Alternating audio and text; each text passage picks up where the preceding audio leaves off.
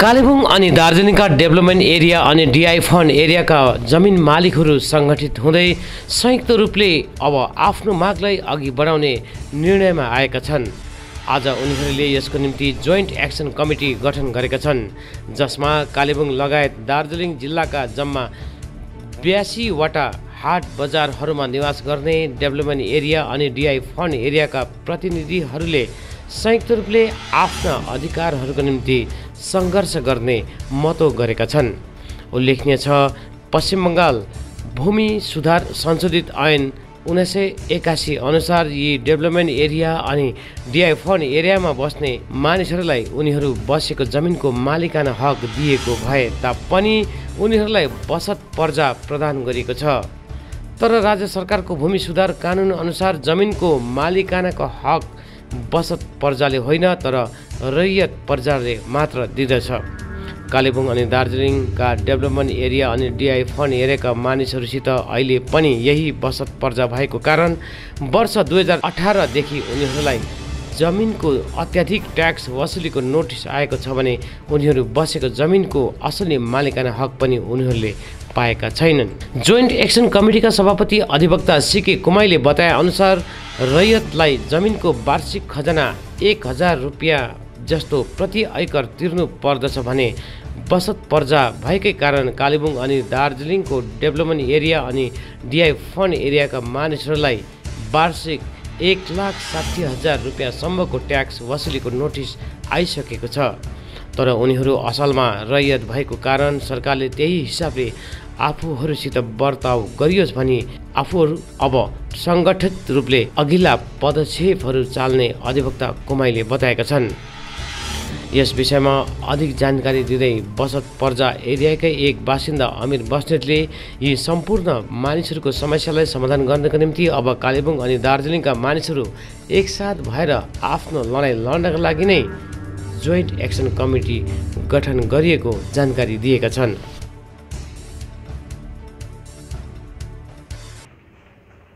हाम्रो यहाँनिर development area अनि डिआई फन्डको विषय लिएर हाम्रो एउटा जोइन्ट मिटिङ भयो। दार्जिलिङ डिस्ट्रिक्ट अनि कालेबुङ डिस्ट्रिक्टको हाम्रो रिप्रेजेन्टेटिभ्सहरू लिएर दुईपट्टि कमिटी छ। दुईपट्टि कमिटीको हामी एउटा जोइन्ट मिटिङ भएर एउटा जोइन्ट एक्सन कमिटी हामीले खडा गऱ्यौँ। यो डिआई फन्डको विषय लिएर विशेष जुन डिआई फन्ड दार्जिलिङ इम्प्रुभमेन्ट भनिन्छ यसलाई, जसमा जम्मा 82 हाट्स एन्ड बजारहरू छ। दार्जिलिङमा पनि छ, कालेबुङमा पनि, कालेबुङ डिस्ट्रिक्टमा पनि छ। र यसको चाहिँ ल्यान्डको स्ट्याटस लिएर हाम्रो यहाँनिर एउटा कुरा भइरहेछ। ऐन अनुसारले चाहिँ वेस्ट बेङ्गल ल्यान्ड रिफर्म्स एक्टको एमेन्डमेन्ट 1981 देखिको यता चाहिँ हाम्रो स्ट्याटस चाहिँ ल्यान्डको स्ट्याटस चाहिँ हामी अनर भएको छौँ। We are the honours of the land, जसलाई चाहिँ रयात भन्छ। तर हाम्रो रेकर्डमा आरओआरमा रेकर्ड अफ राइटमा चाहिँ हाम्रो नाम चाहिँ अहिले पनि बसत प्रजा भनेर लेखिएको छ वा दखलदार भनेर लेखेको छ, जसले गर्दाखेरि चाहिँ उहाँहरू नन एग्रिकल्चर टेनेन्ट भएकोले गर्दाखेरि चाहिँ सरकारले चाहिँ 2018 मा एकदम ल्यान्डको जुन चाहिँ रेभेन्यू छ, ट्याक्सेसहरू चाहिँ एकदम बेसी गरिदियो। त्यसले गर्दाखेरि चाहिँ मान्छेलाई साह्रो पर्यो। त्यही पनि 2011 देखिको तिर्नु भन्दैछ, 2018 मा तिरिसकेको छ मान्छेले, र पनि रेट्रोस्पेक्टिभ इफेक्टमा तिर्नु भनेर एकदम ल्यान्ड रेन्ट हाइक भयो। त्यो हाइक भएको कारण चाहिँ सरकारलाई थाहा छ। अनि हामीले तिर्नुपर्ने जुन चाहिँ ल्यान्ड रेन्ट छ ऐन अनुसारको जुन चाहिँ रयातले तिर्नुपर्ने, त्यसमा त धेरै नै कम्ती छ। 1000 रुपियाँ पर एकर हुन्छ पर एनम। तर अहिले हामीलाई तिर भन्दैछ कालिम्पोङको सहरको डिआई फन्ड एरियाले 1,60,000 पर एकर पर एनम तिर्नु भने नोटिस आइसकेको छ। त्यस्तै गरेर सुके पोखरीमा छ, त्यस्तै गरेर दार्जिलिङको अरू ठाउँमा सबैतिर नोटिस गयो। टिस्टामा गयो, रम्बीमा गयो, त्यहाँदेखि अलगढामा, पेदोङमा, कालिम्पोङमा यस्तो भएको छ। धेरै नै बढाइएको छ। र त्यो कारण बढाएको कारण चाहिँ हाम्रो रयातको स्ट्याटस नलेखेको कारणले गर्दाखेरि हो। र हामीले चाहिँ सरकारमा लेख्दैछौँ, 2018 देखि नै हामीले रिप्रेजेन्टेसन दिँदैछौँ, लेख्दैछौँ। अनि हामीलाई चाहिँ रयातको स्ट्याटस बसत प्रजाको बदलीमा चाहिँ बढायत भनेर लेखा जाओस् त्यहाँनिर, जुन चाहिँ लिगल्ली छ। अनि अर्को डिमान्ड छ, त्यो भइसकेको छ, डिआई फन्डलाई चाहिँ ल्यान्ड रिफर्म्सको सेटअपभित्र गाभिदिनुपर्छ भनेर हाम्रो माग थियो। त्यो मागको लागि चाहिँ पुष्टि गर्दै एउटा केस भएको थियो वेस्ट बेङ्गल ल्यान्ड रिफर्म्स ट्राइब्युनलमा। त्यहाँ एउटा जजमेन्ट भएको छ, 2006 सालमा जजमेन्ट भएको। त्यहाँ पनि लेखिएको छ डिआई फन्ड र डिआई फन्ड रुल्स जुन चाहिँ छ त्यो चाहिँ इलिगल छ, ब्याड इन ल छ भनेर लेखिएको छ। अनि डिआई फन्डलाई चाहिँ ल्यान्ड रिफर्म्सको सेटअपभित्र ल्यान्ड रिफर्म्स एक्ट अनुसारले यसलाई गभर्न गर्नुपर्छ भनेर लेखेको छ, गरिदिनु पर्छ। तर सरकारले अहिलेसम्म त्यसमा केही सुनाइ गरेको छैन। त्यो सुनाइ नगरेर 2007देखि नगरेर यहाँ 2018मा आएर यस्तो किसिमको एकदम बढाएर एक्जोर्बिटेन्ट रेन्ट माग्दाखेरि चाहिँ हाम्रो यो कमिटी बनेर हामीलाई यसमा चाहिँ हामीले रिलिफ माग्दैछौँ सरकारलाई। हामीले धेरै मेमोरेन्डम्सहरू honourable chief minister miss Mamata Banerjee कहाँ पठायौँ। हामीले यस विषय लिएर डिएम दार्जिलिङ, डिएम कालिम्पोङलाई पनि लेखेको छौँ। अनि जिटिए चेयरम्यान त्यति बेला श्री विनय तामाङ हुन्थ्यो, उहाँलाई त हामीले पर्सनली भेटेकोमा रिप्रेजेन्टेसन बुझायौँ। अहिले हुनुभएको श्री अनित थापालाई हामीले रिप्रेजेन्टेसन दिएका छौँ। यो अनि principal secretary land and land reforms government of West Bengal, उहाँसँग पनि भेट भएको हो। उहाँले चाहिँ भन्नुभएको थियो हामीले जब रिप्रेजेन्टेसन दिउँ, डेपुटेसन दिउँ, उहाँले भन्नुभयो ठिक छ तपाईँहरूको म्याटर हामीले बुझेका छौँ, एक्टिभ कन्सिडरेसन अफ द गभर्मेन्टमा छ। अनि यसको चाहिँ एउटा हामीले क्याबिनेटको मिटिङमा क्याबिनेट मेमो हाल्नुपर्छ र एउटा क्याबिनेटले पास गर्यो भने चाहिँ त्यसको बादमा नोटिफिकेसन गऱ्यो भने भइहाल्छ भनेर उहाँले आश्वासन दिनुभएको थियो हामीलाई। र अहिलेसम्म केही भएको छैन। अनि मानिसहरूलाई बडा मुस्किल भएको छ। अहिले चाहिँ यहाँनिर बहुत डिएम दार्जिलिङ एन्ड कालिम्पोङको डिएम साहबले भर्बल्ली नै भनेर यहाँको रेजिस्ट्रेसनहरू, ल्यान्ड रेजिस्ट्रेसनहरू सबै रोकिदिनु भएको छ। हामीलाई कुनै लोन लिनु सक्दैन, ब्याङ्कबाट एजुकेसनल लोन लिनु सक्दैन, हाउस बिल्डिङ लोन लिनु सक्दैन, कुनै खाली जमिनहरू मोर्टगेज गर्नु सक्दैन। बहुत असुविधा भयो यहाँको मान्छेलाई, बहुत दुःख भयो। त्यसले गर्दाखेरि चाहिँ आज जोइन्ट एक्सन हामीले कमिटी खडा गऱ्यौँ र योलाई एउटा आन्दोलनको रूपमा अगाडि लिएर जान्छौँ हामी। अनि हामी यो डिआई फन्ड अनि डेभलपमेन्ट एरियामा बस्ने जति पनि पीडित दाजुभाइ दिदीबहिनी छ उहाँहरू आएर हामी कमिटीमा जोइन गरिदिनुहोस्, तपाईँहरू हामीलाई साथमा साथ दिनुहोस् भनेर आह्वान गर्दै हाम्रो यो अपिल गर्छौँ उहाँलाई। अनि सरकारले पनि यो छिटोभन्दा छिटो हामी भन्छौँ, खास त यो इलेक्सनको डिक्लेरेसन हुनु अगाडि हामीलाई तपाईँहरूले हाम्रो प्रब्लमलाई सल्भ गरिदिनु भयो भनेदेखि चाहिँ हामी खुसी साथ हामीले सरकारलाई, अहिलेको प्रेजेन्ट सरकारलाई, प्रेजेन्ट पार्टीलाई हामी सघाउनु तत्पर हुने थियौँ। यदि चाहिँ तपाईँहरूले गरिदिनु हुँदैन भनेदेखि चाहिँ हामीले पनि एउटा आन्दोलनको पथ लिनैपर्छ हामीले। र यहाँनिर प्रायः कालिम्पोङ, दार्जिलिङ गरेर प्रायः 25-30 लाख भोटर्स छ यसमा इन्भल्भ छ, भोटर्सहरू। हामी भोटर्सहरूलाई यस्तै परिस्थिति आएको खण्डमा हामीलाई कर लाग्नेछ, हामी भोट बाइकआउट गर्नेछौँ। योपालि भोट दिन हामी तयार छैनौँ, हामी खुसी छैनौँ।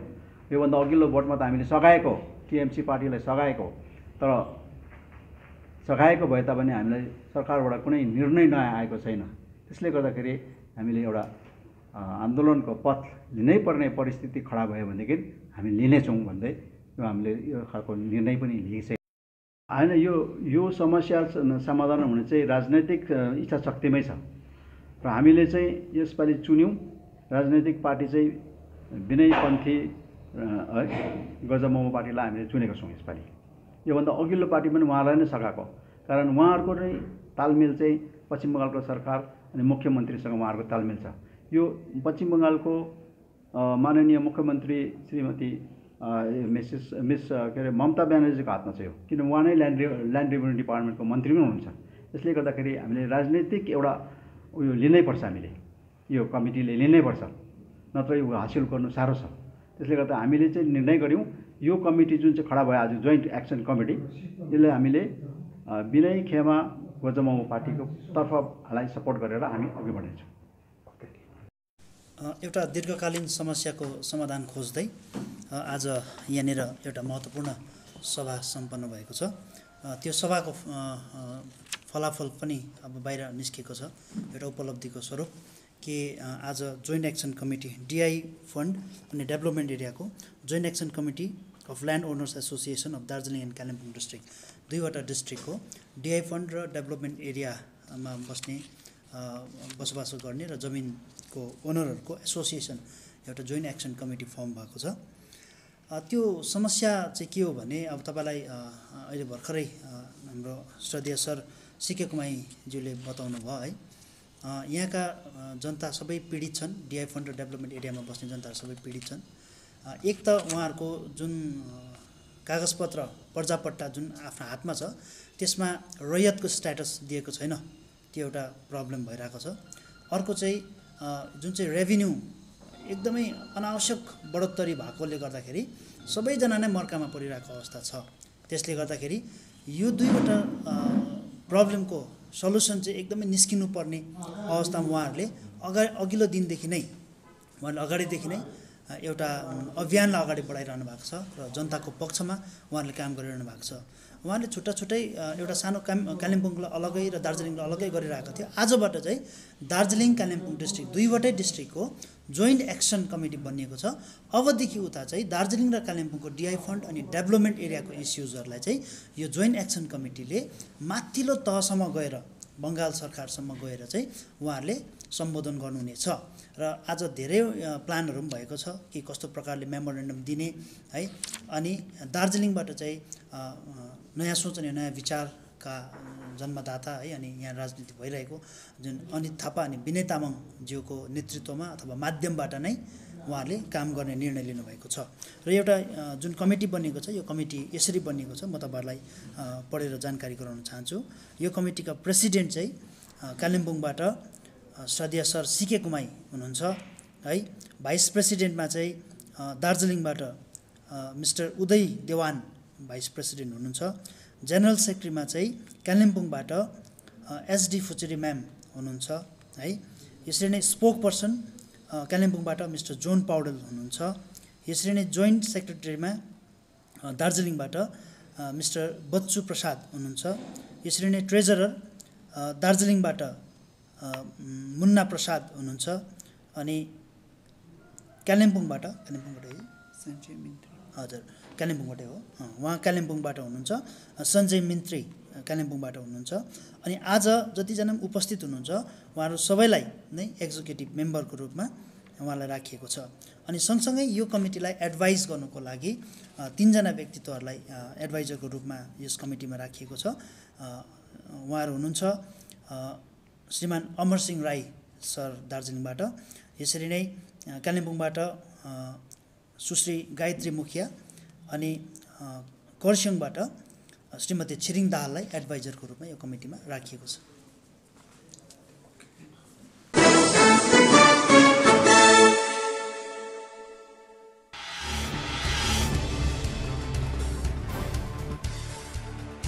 कालेबुङ 6 माइल अप्पर टासिरिङ सेवा समाज डाँडा गाउँको वार्षिक सभा गत 17 जनवरीका दिन सम्पन्न भयो। समाजका सभापति लिङ्गिया छेत्रीको अध्यक्षतामा सम्पन्न भएको सभामा उपसभापति पूर्णिमा लेप्चा, महासचिव भक्तबहादुर छेत्री, सहसचिव हेमन्त खवास, गोमती तामाङ लगायत अन्य पद अधिकारी एवं गाउँले जनताको उपस्थिति रहेको थियो। सभामा पुरानो समितिलाई विघटन गरेर नयाँ समिति गठन गरिएको छ। उल्लेखनीय छ, वर्ष 2009 को 12 डिसेम्बरका दिन गठन भएको टासिरिङ सेवा समाजले अहिलेसम्म विभिन्न सामाजिक कार्यहरू गर्दै आइरहेको छ। परिवारलाई छोडेर जति पनि स्वर्गवास हुनुभएका छन् उहाँको नाममा हामी 10, 15, 20 सेकेन्ड हामी मौन धारण कार्यक्रम गर्नेछौँ र उहाँको आत्माको शान्तिको निम्ति चिर आत्माको शान्तिको निम्ति हामी मौन धारण कार्यक्रम अघि बढाउँदै तपाईँलाई यस मञ्चबाट अनुरोध गर्न चाहन्छु, तपाईँहरू जहाँ बस्नु भएको छ 20 सेकेन्डको निम्ति एकछिन खडा भइदिएर उहाँको निम्ति चिर आत्माको शान्ति हामी प्रार्थना गर्नेछौँ।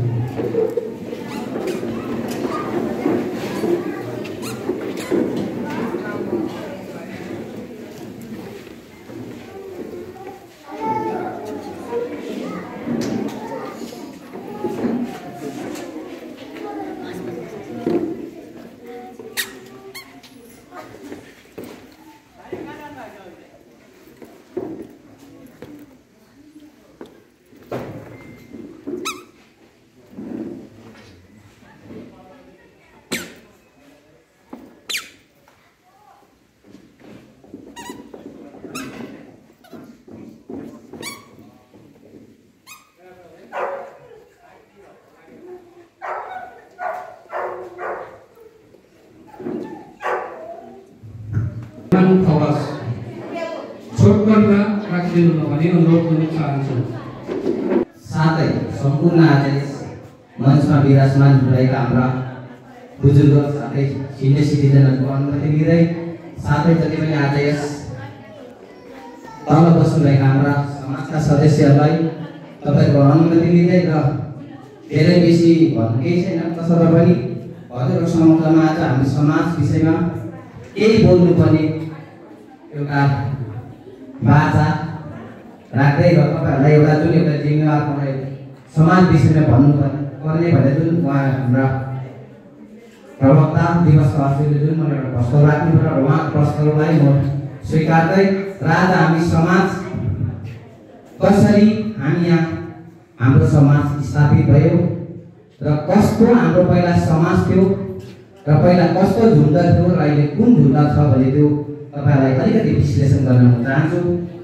र हाम्रो समाज स्थापित 12/12/2009 मा भएको र त्यस समय हामी सदस्यहरू कहीँ बेसी पनि थियो भने कोही पनि घटक भएर अहिले अर्को समाज खोजेकोले गर्दा र उहाँहरू त्यहाँ नै सुविधा र उहाँले नजिक भएको कारणले गर्दा हामी एउटा सरसल्लाहमा एउटा राम्रो भेदभाव राखेर उहाँहरूले हामी तल्लो समाज हाम्रो जुन 4 मेलले एकदमै जुन एउटा नयाँ समाज खोल्यो र उहाँहरूलाई हामी हाम्रो समाजको तर्फबाट एकदमै सहानुभूति जनाउन चाहन्छौँ र तपाईँहरू पनि अझै ती धेरै राम्रा कार्य गर्दै जाओस् भने हामी तपाईँलाई यहाँबाट नयाँ वर्षको शुभकामनाको साथ तपाईँलाई यो शुभकामना दिन चाहन्छु।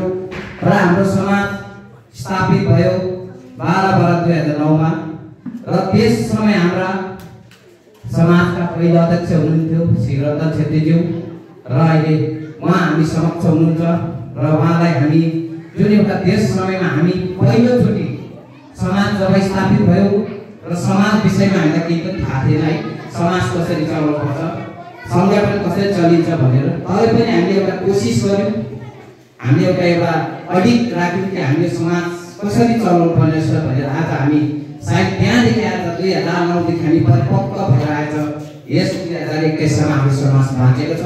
तसर्थ समाजवासीको मुख्य उद्देश्य हो मात्र होइन, मेरो परिवार मात्र होइन, तर आज हामी 55-56 को परिवार भएर आज समाज बाँचेको छ। र तपाईँलाई म भन्न चाहन्छु हाम्रो समाज यसरी नै यथावत रहिरहोस् र हामी यसरी नै एकजुट एक समान भएर बाँचिरहेको हामी सदा सर्वदा देख्न पाऊँ र समाज यो नहोस् अब आउने पिँढीहरूले पनि यस समाजलाई राम्रोसँगले चलाएर जाओस् भन्ने तपाईँलाई आग्रह गर्दछु। र हाम्रो युवा हेर्नुहोस्, आज म सायदै 2009 देखि नै होला म एउटा सहसचिवको भार लिएर बसेको र म अझै पनि तपाईँहरूलाई म भन्छु मलाई निकाल्यो भने म निक्लिन चाहन्छु समाजबाट। मेरो त्यो एउटा अडिट छ, किन भन्दाखेरि आज हामी जस्तो अलिकति जान्ने व्यक्ति दिग्गज व्यक्तिहरू समाजप्रति समाज कसरी चलाउँछ भन्ने व्यक्तिहरू निस्किदियो भने सायद त्यो समाज अझै फ्यातुरो भएर जान्छ। हामी बस्नुपर्छ एउटा सल्लाहकार भएर भए पनि बस्नु, तर आउने पिँढीहरूलाई हाम्रो समाज बारेमा एकदमै सिकाउनुपर्छ। किनभने हाम्रो युवा भाइहरू युवतीहरू अलिकति नराम्रो जग्गातिर जाँदैन जस्तो लागेर हामी समाजलाई हामी एकदमै यथावत राख्ने तपाईँहरूलाई म बाचा गर्छु।